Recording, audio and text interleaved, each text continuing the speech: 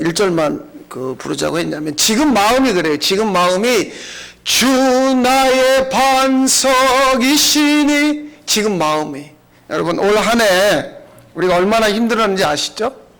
우리 서로 한번 옆 사람하고 인사하십시다. 주님만 기대합니다. 그 주님이, 그러니까 마음이 그래요. 마음이 옛날 가사가 뭐죠? 주 나의 반석, 옛날 가사. 굳건한 반석이시니 그 위에 내가 서리라. 그 위에 내가 서리라. 그 찬양이죠. 그러니까 여러분, 교회 되지 못하게 올 한 해 얼마나 많이 그냥 교회를 통째로 흔들었죠. 누가요? 세상이요? 물론 그렇게 교인들이, 여러분들이 교회를 흔든 거예요. 야, 교회 가지 말자. 병 걸린다. 왜 뉴스에 교회 나오잖아요. 그런데 식당에 병 걸려도 식당 가고요. 술집에 병 걸려도 술집 가고요. 카페에 병 걸려도, 코로나 걸려도 가잖아요. 교회는 우리가 먼저 발길을 끊는 거예요. 우리가 먼저. 근데 찬양은 뭐라고 되어 있어요? 주 나의 반석이시니 그 위에 내가 서리라. 주 나의 반석이시니. 그래서 교회를 나와야 되는 거예요. 누가 교회다? 자, 해보십시다. 내가 교회다. 그래, 내가 막 인생이 통째로 흔들릴 때 하나님이 나를 붙잡는 거예요. 야, 넌 교회야.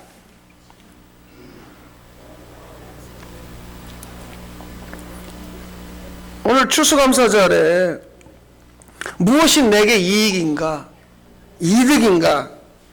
여러분, 탱자나무예요. 탱자 열매 열린 거 보이시죠? 이 탱자나무에다가 엄청난 거름을 주고 비료를 주고 애정을 주고 가지치기를 해주고, 이 탱자나무에다가 아무리 많이 정성을 쏟아 부어도 열리는 건 뭐예요? 탱자죠.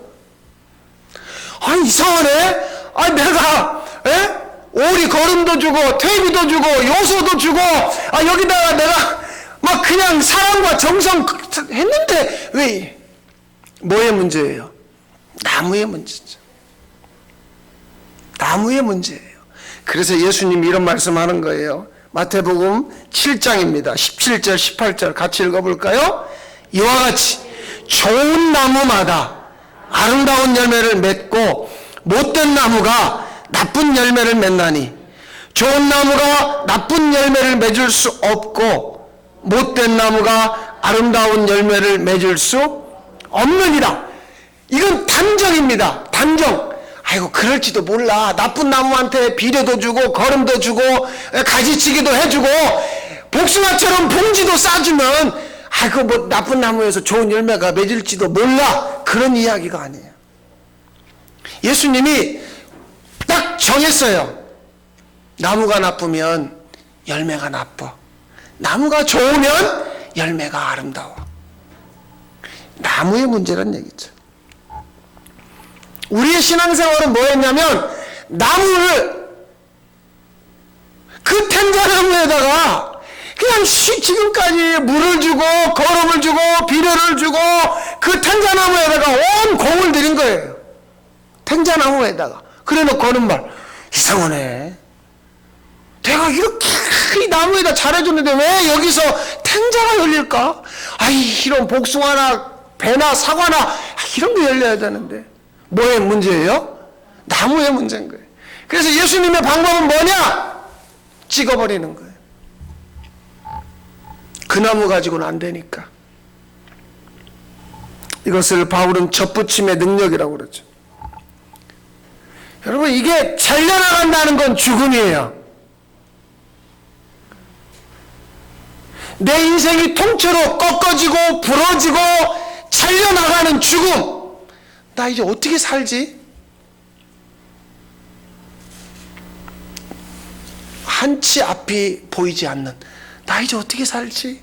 그 죽음이죠.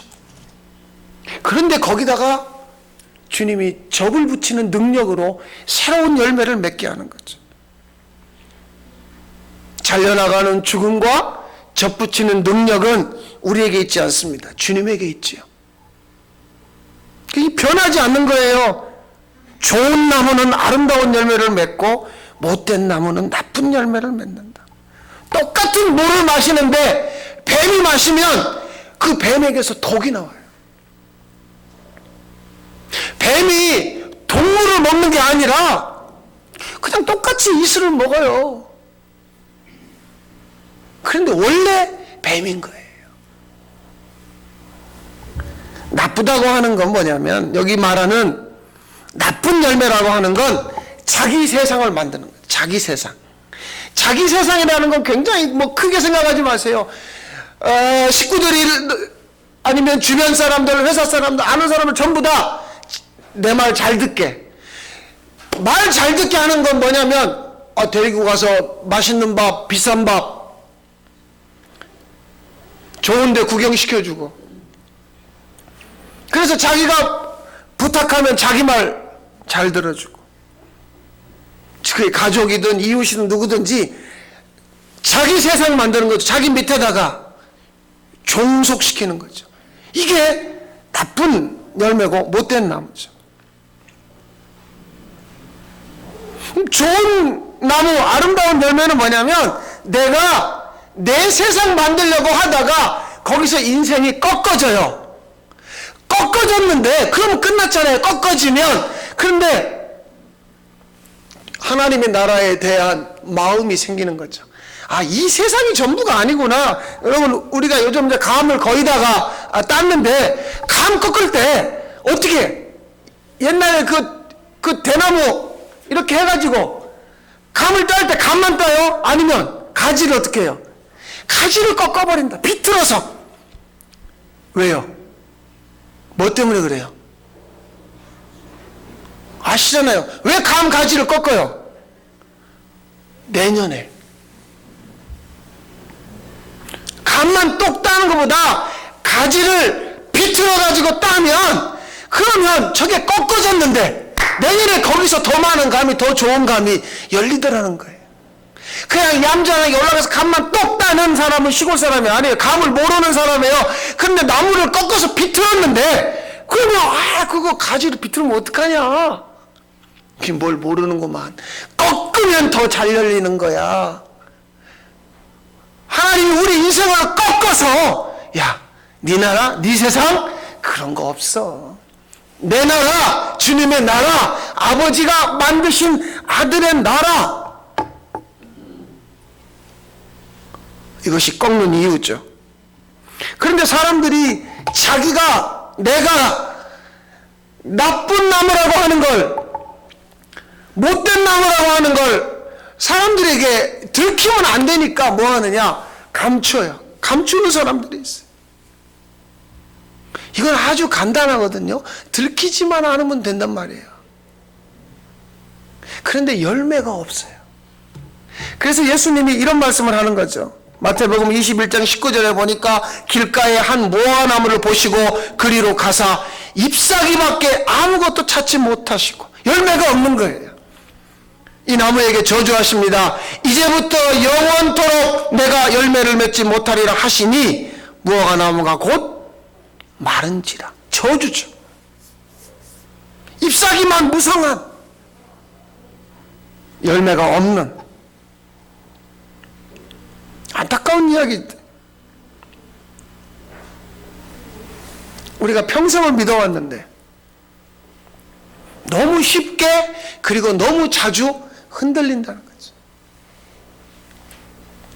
우리 모두의 이야기입니다. 어느 특정한 사람의 이야기가 아니라. 그런데 왜 흔들리는 중에도 누군가는 열매가 있고 누군가는 잎사귀밖에 없느냐? 이게 바로 주님의 능력입니다. 주님이 자기 백성은 흔들리는 인생이라도 붙잡아요. 꺾어지는 인생이라도 접을 붙여요. 그런데 자기 백성이 아니면 자기 나라, 자기 왕국, 자기 세상 꾸며도 내버려 둬요. 너는 네 나라, 네 세상, 네 왕국 꾸며 사는 거. 왜냐하면 사람은 태어날 때부터 죄의 나무거든요. 여러분 이런 경험이 있을 거예요. 우리가 부모로부터 이런 교육을 받은 적이 없습니다. 적당한 시기가 되면 남의 걸 훔쳐라. 거짓말해도 된다. 사람을 미워하고 때려 죽이고 그래도 괜찮은 거야. 이런 교육을 받은 없죠. 또 여러분 자녀들에게 너 나중에 잘 먹고 잘 살려면 남의 거 훔쳐라. 시장에 가가지고 좋아 보이면 쓱 해라. 사람이 무슨 얘기 했으면 안 했다고 거짓말 잡아떼라. 우리 이런 걸 교육한 적이 없지요. 그런데 너무나 놀랍게 아이들이 때가 되면 거짓말을 하고 훔치기 시작하고 친구가 친구를 미워하고 왕따시키고 심지어 살인하고. 이거는 무슨 문제냐? 나무가 원래 죄의 나무란 얘기예요. 모든 사람이 죄를 범하였음에 하나님의 영광에 이르지 못하다니 의는 없나니 하나도 없다는 거예요. 그런데 교회 좀 다니고 나니까 기도 생활하고 예배 드리고 신나고 하니까 나는 죄의 나무가 아닌 줄 아는 거예요. 그러면서 그때부터 뭐 하는 줄 아세요? 쓱 옆 사람을 봐요. 에휴, 저 사람 교회도 안 나오고 저 무슨 예배 시간에 자기는 하고 에휴, 헌금도 안 하고 저 청소하자면 도망가고 에휴, 저 어느덧 내가 그럼 이 안에 있잖아요. 미움도 있고 불의함도 있고 어느덧 내가 죄의 나무가 아닌 줄로 착각하는 거죠. 여러분 그렇지 않아요? 그래서 죄의 나무를 대하는 주님의 방법은 베어내버리는 거죠. 잘라지는 거죠. 그걸 죽음이라고 그래요. 최근에 제가 한 장례식장에 가서 놀라운 사실을 알았습니다. 시편 116편 15절 말씀 같이 읽겠습니다. 그의 경건한 자들의 죽음은 여호와 보시기에 귀중한. 옛날에 이게 개정 전에 한글 성경에 뭐라고 되어 있으냐면 성도의 죽음을 여호와 보시기에 귀하다. 성도, 경건한 자들, 성도의 죽음은 우리가 생각하는 건 뭐예요? 죽는 게 귀한 게 아니라 우리는 사는 게 귀한 거지. 사는 게. 어쨌든 거지가 되고 굴러먹어도 어디가 낫다고 그래요? 이승이 낫다. 여기가 낫다는 거예요. 사는 거를 사는 거. 그런데 지금 어떤 세상이에요? 예수님이 하지 말라는 거, 뭘 먹을까, 뭘 입을까, 뭘 마실까, 그런 세상이죠. 어제도 점심때 어떤 분을 만났는데 저 입으라고 뭐 겨울 얇은 잠바를 가지고 저 준다고. 내가 요즘 집에 있는 거 싹 좀 짐 정리하고 있거든요. 너무 많으니까 다른 데 줘버리기도 하고. 근데 또 새로운 옷을 가져왔길래 펄쩍 뛰었어요. 너 안 입는다고. 왜 그래? 안 입어요.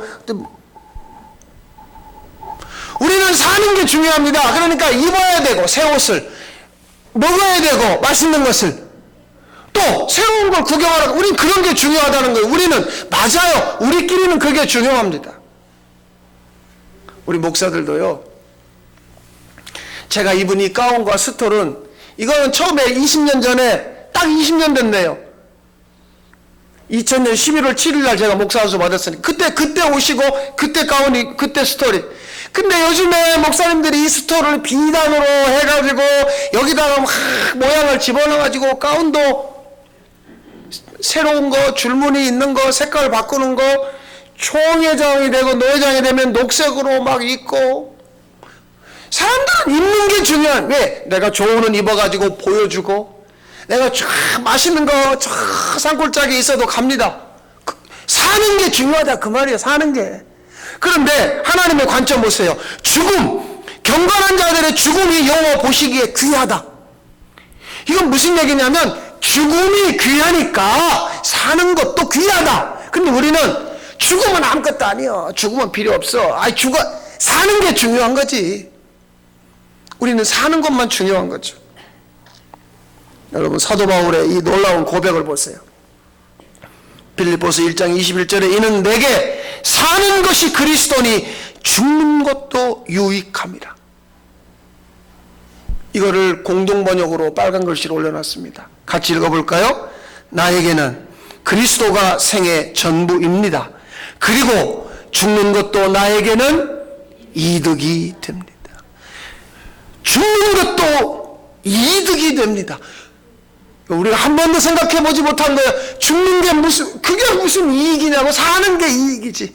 돈을 쌀을, 콩을 더 붙여서 받아먹는 게 이익이지. 내가 이거 농사 짓는데 10만 원 들었는데 내가 집이한테는 5만 원에 줄게. 그런 사람, 손해보는 사람이 어디 있냐 그 말이에요.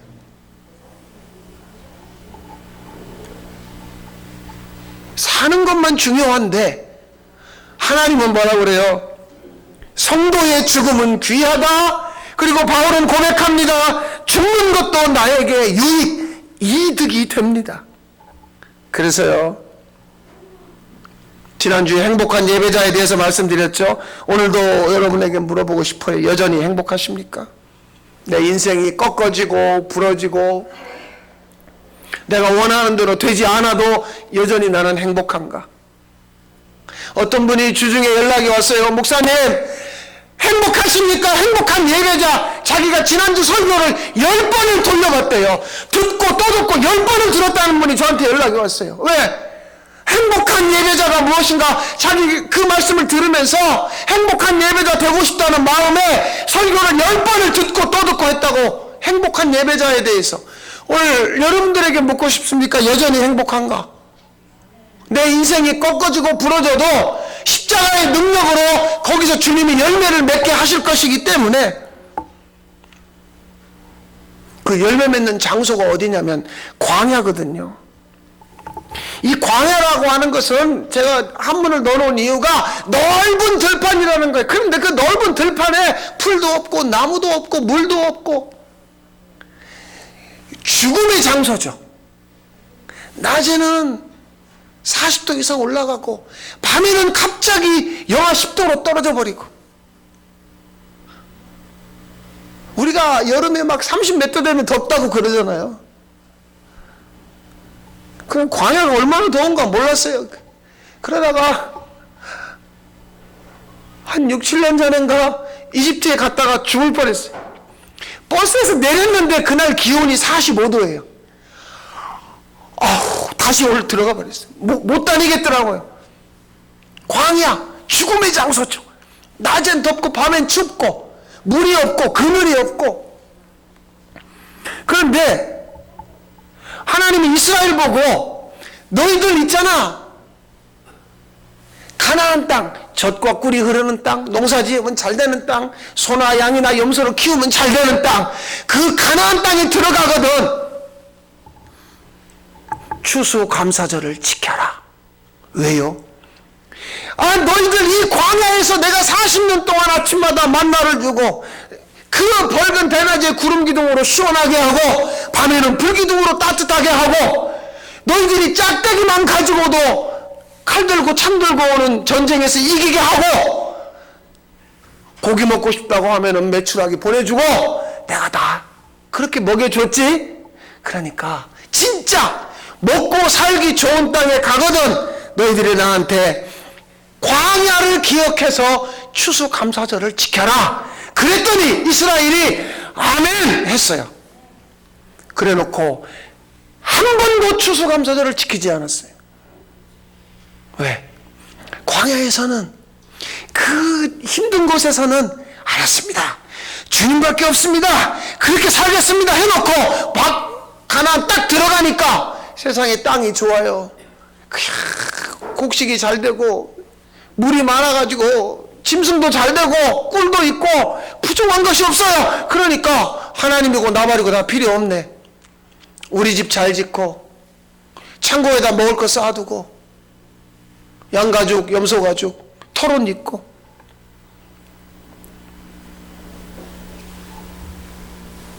여러분, 제가 11월 1일이 주일인데 11월 첫 주부터 말씀드렸습니다. 올해 추수감사절 어떻게 지킬까 기도해 보시고 고민해 보시고 몇 주간 말씀드렸습니다. 오늘 추수감사 헌금 하나로 추수감사를 때울 수 있을까? 아마 여러분들도 집에다가 충분히 여러분 먹고 살 만큼 남겨놓고 헌금을 가져왔을 것입니다. 왜? 올가을에 거둔 거 다 집어넣었다가는 겨울에 굶어 죽을 수 있으니까. 맞는 이야기입니다. 그런데 광야에서 이스라엘이 먹고 산 것에 대해서 바울이 설명한 구절이 있습니다. 고린도후서 8장 15절인데 같이 읽겠습니다. 기록된 것 같이 많이 거둔 자도 남지 아니하였고 적게 거둔 자도 모자라지. 이게 감사해요. 하나님이 그렇게 만들었어요. 많이 거두었는데도 안 남아요. 요만큼 거두었는데도 모자라지 않아요. 하나님이 부족하지 않게 만든 거죠. 어떤 사람은 아침에 가서 만나를 거두러 갔는데 욕심이 많으니까 큰 다나 가지고 와서 그냥 하나 이고 왔어요. 그런데 그날 먹고 그 다음날 먹으려고 봤더니 다 썩어버려서 없어진 거예요. 그래서 주기도문에 뭐라고 나옵니까? 오늘 우리에게 어떤 양식이요? 일용할 양식입니다. 그래서 내일 일에 대해서 염려하지 마라. 왜? 모자라지 않게, 부족하지 않는다는 구절은 유명한 구절이죠. 시편 23편 1절에 보면 다윗이 자기 믿음을 고백한, 이때는 다윗이 왕일 때가 아닙니다. 사울이 왕일 때인데 사울이 다윗 죽이겠다고 쫓아다닐 때 다윗이 도망다니면서 한 고백, 여호와는 나의 목자시니 내게 부족함이 없으리로다. 왕궁에서 산의 진미를 먹을 때가 아닙니다. 광야에서 동굴에서 피하여서 잠을 자고 도망다닐 때 그때 하는 말입니다. 이게 가능한 얘기란 말이에요. 집도 없고 남의 집에 살고 변변치 않은 직장에 먹는 것도 부족한데, 그런데 오히려 주님 때문에, 주 여호와는 나의 목자시니 그분 때문에 내가 부족하지 않다. 이게 바로 열매. 많이 거둔 자도 적게 거둔 자도 부족하지 않게 하시는 것. 그분이 나의 목자가 되시면 우리는 부족하지 않게 열매가 된다는 거죠. 오늘 마지막 말씀입니다. 시편 1편 3절에 복 있는 사람 그는 시냇가에 심은 나무가 철을 따라 열매를 맺으며 그 잎사귀가 마르지 아니함 같으니 그가 하는 모든 일이 다 형통하리로다. 비록 우리가 광야 같은 세상에 살아도 인생이 다 꺾여서 보잘것없을지라도 주님이 시냇가에 심은 나무처럼 철을 따라 열매를 주시고 잎사귀가 마르지 아니하는 형통함이 우리에게 주어질 줄로 믿습니다. 하나님 아버지, 사는 것이 유익이라면 죽는 것은 더 큰 유익이라고 말씀합니다. 빈들에 있어도, 그래서 시들었어도 다시 일으켜 세우실 그 주님만 기대하게 하옵소서. 예수님의 이름으로 기도하옵나이다.